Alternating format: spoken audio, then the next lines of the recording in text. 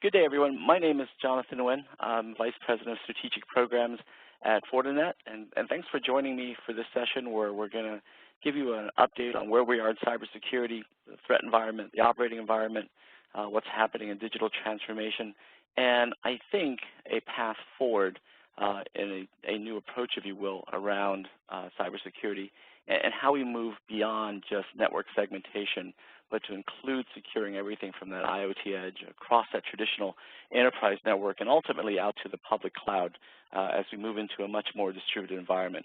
Then I'll end with a summary and then a discussion about things we can do in our personal lives about cybersecurity as well. So, a lot has happened in the last 10 years in cybersecurity. I've been working in cyber for the better part of 20 years, but we've seen a lot of things happen in the last 10 years specifically. So in 2007, there were less than 50 threat actors, and today there are well over 1,000 in terms of threat types and threat vectors.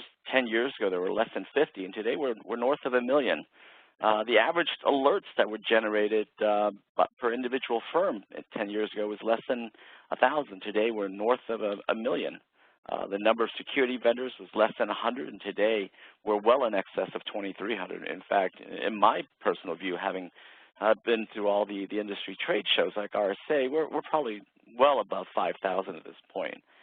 The amount of venture capital investments 10 years ago was less than 500 million, and today we're more than $6 billion of venture capital investments in security. And one of the more telling things from this data that was provided by our friends over at Optiv is that 10 years ago there was less than $3 billion worth of security spending, and today we're north of $80 billion. And so what you've seen is a tremendous amount of effort and human energy poured into cybersecurity. And yet, despite all of this spending, all of this effort, all this human energy, I think that for the vast majority of the industry, we're really not making a lot of progress. And I say that from having led one of the world's largest managed security services practices and leading 10 years of data breach investigations report in that position. So I've seen literally thousands of data breach summaries. And my conclusion is that outside of very select networks and systems and facilities, as an industry, we're really not making a lot of material progress in cyber. And I say that given the number of data breaches continues to grow every year and the impact of those data breaches continues to grow every year. So in the first session of this presentation, we're going to talk about what that threat environment looks like so we're all up to date. And so at our FortiGuard research labs, 200+ malware researchers around the world, this is what we see in an average minute in cybersecurity. We thwart over 44,000 types of attacks. We see attempts at 260,000 times to access malicious websites. In the last quarter, we've discovered more than 480 zero-day vulnerabilities. On average, we're seeing literally tens of thousands of security events, per minute. And this shows you the type of dynamic threat environment that we're operating in. This has really gone into the realm of nation states, advanced threat actors, organized crime. It is very much a highly organized and efficient marketplace. And marketplaces are very good at bringing buyers and sellers together. And let me show you what that begins to look like and why we're seeing the complexity and the frequency of cyber threats increase almost on a daily basis. So when we take a look at the cybercrime marketplace, the ecosystem, if you will, it always starts with the victims. And progressively, we see that the types of targets that the criminals are trying to access, the bank accounts, the credentials, the very data itself, and the digital real estate, the brand equity, if you will, of a digital company, they're assisted by a pretty active marketplace. And there are crimeware producers. There are folks who write the exploits, they pack it, they have specialized platforms to deliver it. And there's senior developers, there's coders, there's junior developers, and that feeds into another market of the actual enablers. So in essence, if someone were to target a company to launch a cyber attack, to commit a cybercrime, there is a large underground marketplace of people who will do everything from the physical network reconnaissance of a target to find the applications that are used there, to identify the applications, the vulnerabilities that may exist on those applications, to write the exploit, to deliver the exploit, to detonate that malware, to compromise the data, all the way through the movement of that compromised data to the monetization of that data. So everyone from software developers, rather malware developers, to mules, to the organized criminal syndicates themselves, they all exist in this dark web marketplace to help cybercrime. So when I asked some friends in cyber, one of whom was a leading official in the United States government, about why is it that cyber is so hard? Well, the answer is that up to this point, the threat actor only needed to be successful in one place, to penetrate that enterprise network, and then from there laterally move and compromise data. In fact, this one official told me, Jonathan, we're all owned. And so that's very telling. It gives me a sense of perspective about just how pervasive the cyber threat is and how difficult it is given the traditional approach to cybersecurity of combating that. So as we take a look at more information about the cybercrime marketplace, Fortune magazine put out some interesting data about the prices today for the various tools that we just discussed in that dark web marketplace. So what you begin seeing are very standardized pricing for things like malware, ransomware, software, the payment and login information, personal information, database records, every aspect that is needed to facilitate that cybercrime is readily available. So when we take a look further at what that dark web marketplace looks like, this is a graphic provided by our FortiGuard researchers, and it comes from one of those dark web marketplaces. And this is information on verified high-limit credit cards that have been tested, that have validity rates, that come with money-back guarantees, and it demonstrates that at the time this research was done, the price of a high-limit verified credit card with an 85% validity rate was about $11.05. So as you look through here, you begin to see the prices in Bitcoin, you see the geographic location of the credit cards, and you see the validity rates, and you see what that marketplace looks like. It exists, it's highly efficient, and that brings us to the second point about the nature of cybercrime. Cybercrime, as all crimes, occur because it pays. And so when you address cybercrime, there are only two ways of really fundamentally changing the trajectory of the landscape. You can either disrupt that marketplace, which we've said is very difficult because it's highly distributed. In many cases, it operates openly because in certain countries, it's not illegal to assist, abet, in, or commit cybercrime. So the other aspect that one could attempt doing is to disrupt the risk-to-rewards ratio, the motive, if you will. Cybercrime pays. It pays both in monetary terms, in social networking notoriety, and it pays in political gains. And so the second avenue to thwart cybercrime or take away the incentive is that you've got to raise the risk and lower the possibility of rewards, whether that's money, fame, or political ends. So let's take a look at some predictions that came out of our FortiGuard research team for this year. And we're going to see that some of these are coming true. In terms of intelligent and autonomous attacks, absolutely. More attacks, more polymorphic attacks, more attacks that are automated that will make it increasingly difficult to cover a very expansive and distributed enterprise ecosystem. So what we're beginning to see are attacks that look more like humans because it's fairly easy to detect an attack that is automated because humans are not efficient. When we shop, when we look, when we browse, we tend not to do it very efficiently. It takes time. There are various intervals, and they're very different, and they're very individualized. It's not done like a machine. And so the threat actors have realized that we can detect those attacks, and so now they're adapting to make things look more human-like. And I think you'll see that as well. One of the other interesting things that bears out is our researchers found that at one period, 90% of all the IDS alerts were generated over weekends. And so that gives us 2 points of insight. It says that, one, the vast majority of these attacks are not done by professionals. They're done by people in their spare time, usually on weekends. The remaining 10% of the attacks are done by professionals, are done by nation states or their proxies, highly sophisticated. It is a business. And interestingly, those types of attacks happen during business hours, whether those are standard business hours in New York City, in Shanghai, or in Moscow or Kuala Lumpur. You'll find very clear patterns about that. Let's see the next area, IoT. Rapidly growing. We're seeing literally billions of devices added to those ecosystems per year. And interestingly, they are the weakest link. The research suggests that 70% of all IoT devices are vulnerable to attack because in many cases they're headless devices, meaning they have very limited power capabilities or processing capabilities. There really isn't an ability to patch those vulnerabilities even if you could identify them.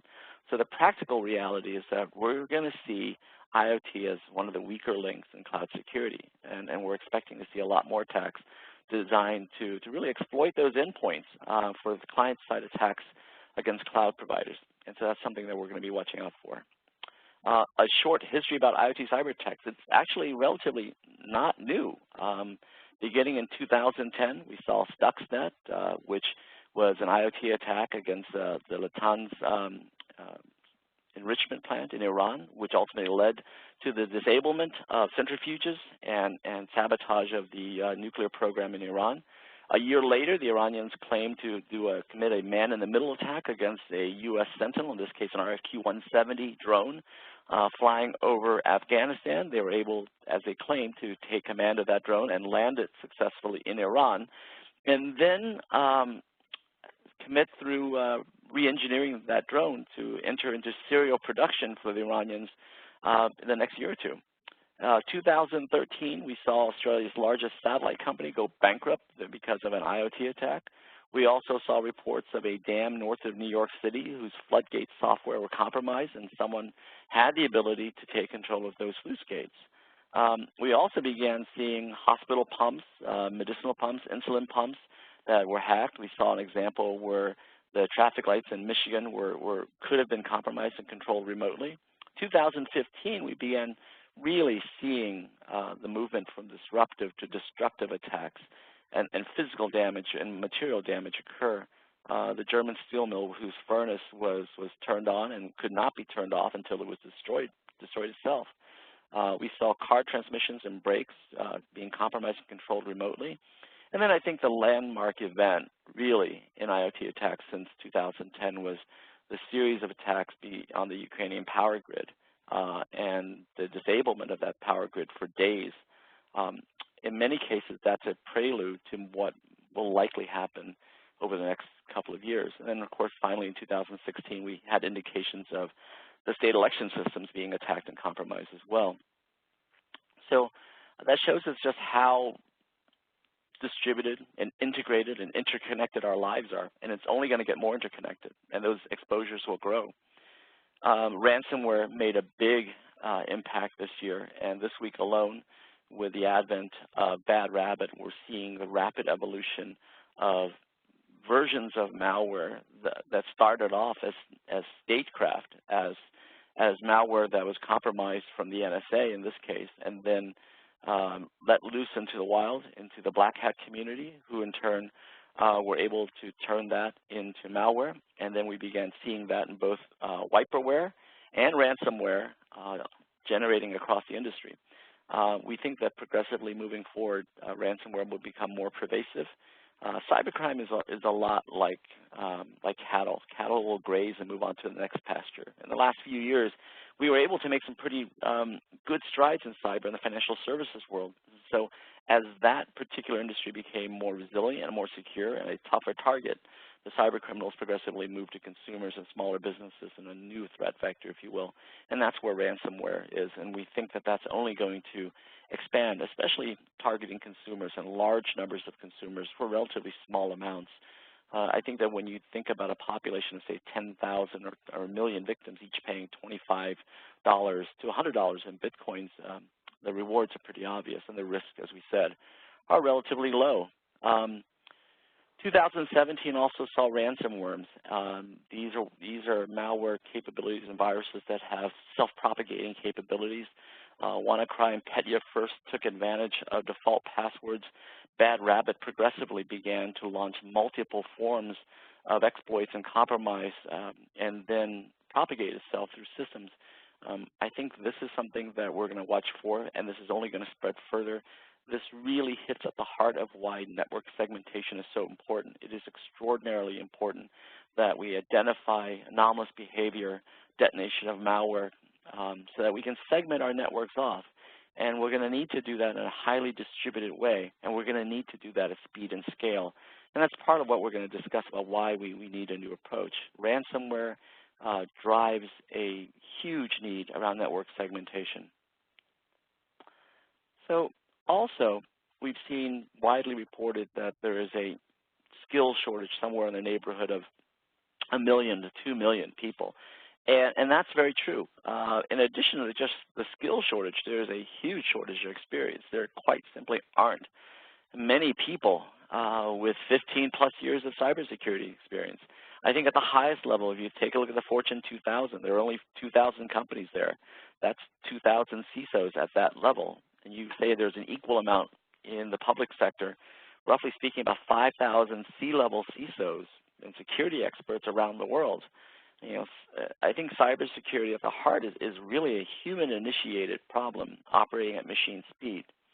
And the way you address that is not by adding more humans. What we need to do is to find more intuitive ways of helping humans counteract the rising complexity and frequency of the threats. We've got to make it easier for our folks and the good guys to identify and mitigate and remediate threats, and harder for the bad actors to launch and succeed in them. So as we saw the threat environment, the complexity and frequency of the attacks is growing, the barriers to entry are progressively getting lower while the rewards are getting higher. And that's just one aspect about it. I think that when you look at cybersecurity and why is it that we're failing, the second answer that I received is that we're failing because it's a highly complex environment, and all IT teams and CISOs have two masters. They have the master of productivity and they have the master of security. And usually the productivity side of the house wins because that's where the money is generated. And in many cases, it's the security team, the IS team, that has identified a vulnerability, has provided a patch, but it's the IT team that's responsible for the actual remediation or mitigation. And because of competing demands, sometimes those gaps occur. Sometimes the lag in the actual mitigation or remediation may be days, some cases weeks, some cases months. And the aftermath is that that vulnerability eventually becomes exploited, leading to a data breach. And I think the headlines lately have borne that out. So when we look at complexity, just the sheer number of devices, in my experience, a typical Fortune 2000 enterprise or even government agency is going to have between 70 and 120 different types of security products deployed in their ecosystem, many of which have been there for years, many of which are misconfigured and out of date, and they're still operating, they're still connected to the internet, and people are not aware of them. There are shadow IT issues. There's a sheer amount of complexity in the operating environment. And just adding another device or a platform really isn't going to be the right answer. In fact, the challenge and the requirement that most CISOs tell me is that they need to be able to utilize what they have better. They need to be able to understand that what they have in their environment, what those devices are seeing, what alerts are being generated, how those alerts relate to the operating environment, and then how to go about doing the mitigation. So there's a sheer amount of complexity both in the technology and in the organizational elements. And then finally, there is digital transformation, by far the single most disruptive generational movement in IT to date. And across the board, every company I visited, they're fundamentally concerned about digital transformation. It is all about being disruptive. Every board I've met with has been concerned about being Ubered or having to compete in an industry where someone like Amazon Web Services comes onto the scene. And in the case of AWS, within 11 years, that company fundamentally disrupted that marketplace, changing the nature of its competitors from Google and Apple and Microsoft and IBM and Oracle. AWS is so disruptive, it provides the vast majority of the revenues for Amazon. So by definition, transformation is all about leveraging data, an vast expansion in data to drive better insights, to really create new business productivity and growth. It is fundamentally about data-driven decision-making and that evolution from intuitive human-based decision-making to using data to make better decisions. I think it's incredibly hard to find talent like Steve Jobs, like Bill Gates, because those types of human talent are rare, but that's the basis of intuitive-based decision-making. There are opportunities to generate better growth, better results by leveraging data, and we're going to see a vast expansion in the amount of data. No matter how you look at digital transformation, there are going to be 4 great pillars that you've got to address. Virtualization, and the rule of thumb is that for every key business workload to virtualize at least one instance of that. This notion of ubiquitous broadband, all of our consumers, whether that's the connected citizen, the connected consumer, everybody wants to have access on their time, on their device, anywhere to services. And that's how they're going to conduct business, and that's how they're going to interface with corporations and governments. The Internet of Things, which is this parallel network of IPv6 devices connected to each other that gather and share data to make semi- and autonomous decisions for better outcomes, more efficient use of resources, more quicker arbitrage-like business decisions. And then finally, that's all based on big data analytics, understanding that vast amount of data to make better, timely decisions that generate better business outcomes. All of this morphs itself into this notion of omnidimensional customer engagement, the ability to touch that customer in any dimension that is connected.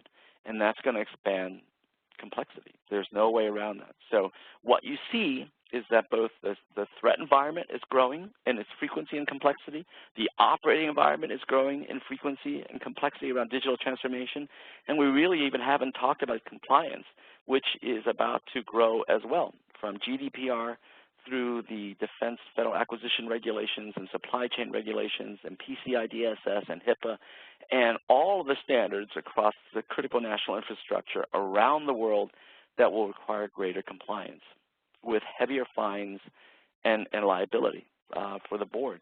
So from those 3 areas, from the threat environment, the operating environment, the compliance environment, complexity is about to grow.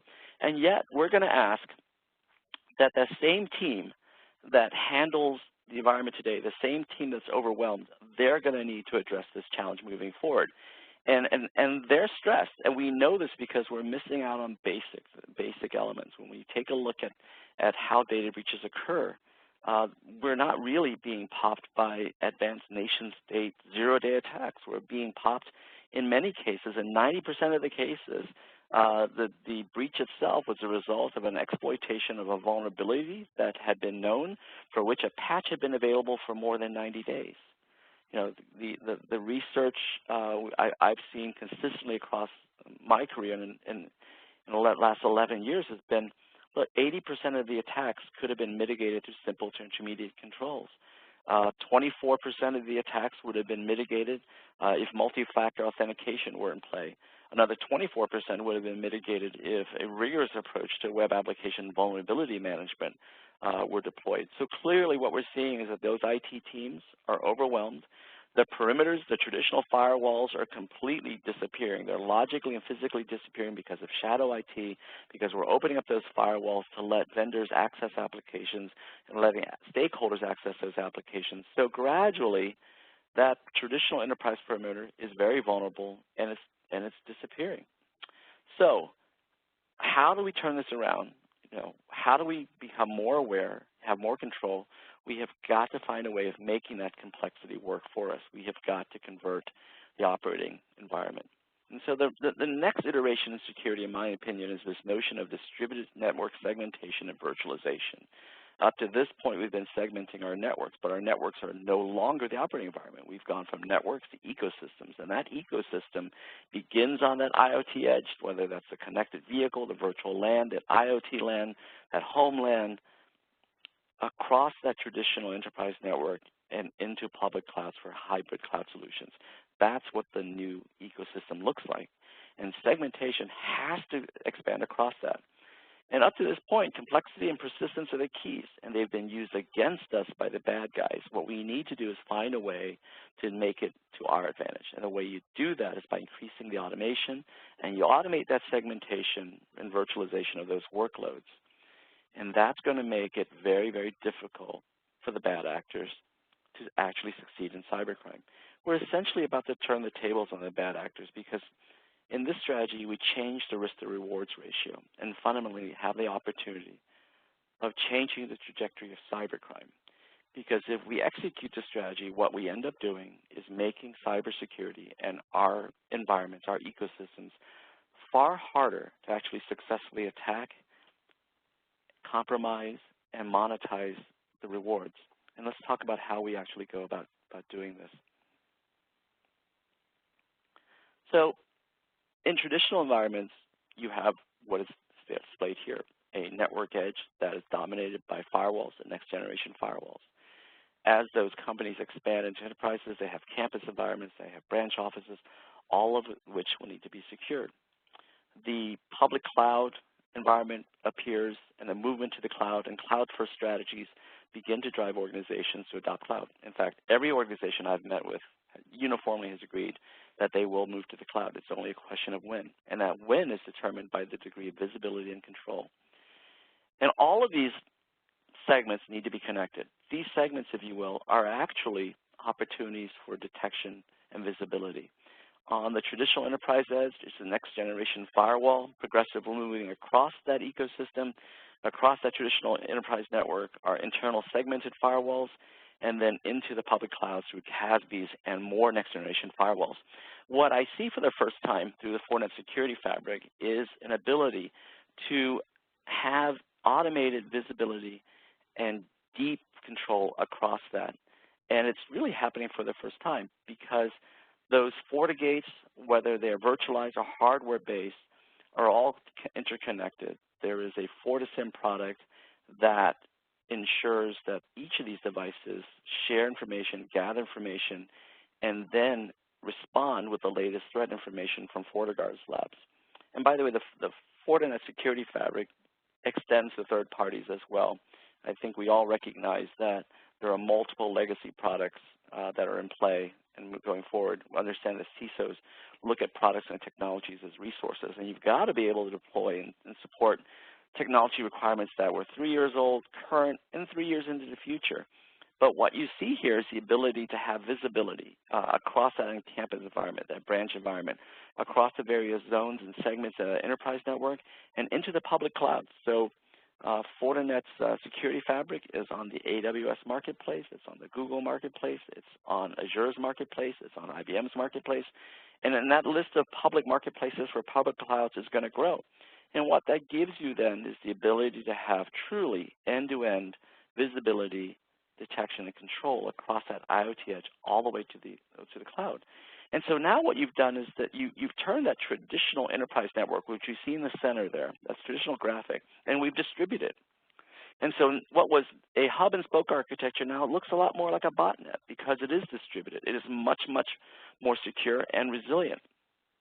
And now as we begin distributing the workloads, those non-essential workloads, into public clouds, and then hardening and really locking down those essential workloads in our traditional private data centers and clouds, now the challenge of complexity falls upon the threat actor, because what used to be a single perimeter that he or she needed to successfully penetrate now is a much more distributed ecosystem. So the question is this: well, where would you attack if you were a bad threat actor? Do you attack the campus environment, the branch office, the enterprise network, the IoT edge, or do you attack one of the public clouds? And if you're successful at actually getting one of those to be compromised, that security fabric detects that, mitigates it, and then shares that information across that ecosystem in the form of signature updates. And so you may get a patient 0, you may even get a patient 1, but you're not going to get a patient 2, 3, or 4, and that cascading effect across that ecosystem. So now the barriers to entry have gone up, the cost of a cybersecurity attack, the successful one has gone up, the complexity has gone up, the time has gone up. And if you're really successful and can pop something, the actual opportunity for rewards, whether that's ransomware and money, or whether it's social networking notoriety or political gains, are rather limited. And in doing so, for the first time at an industry level, we have an opportunity of turning the tables on the criminals. And what that really means is that because it becomes more difficult, you have an opportunity of fundamentally addressing the primary motivation of cybercrimes, the payment motivation. So if it doesn't pay to attack this customer or client that's using the Fortinet Security Fabric, most likely that threat actor will move on. And if it is a specific targeted campaign against that customer client using the security fabric, well, now you have the ability to better understand, identify, and secure your critical workloads. So if you're going to keep those critical workloads in that traditional private data center, private cloud, the chances of getting there are significantly harder now because you have distributed those non-essential workloads into public clouds. You've essentially hardened that traditional enterprise perimeter. And at the same time, you distribute those workloads.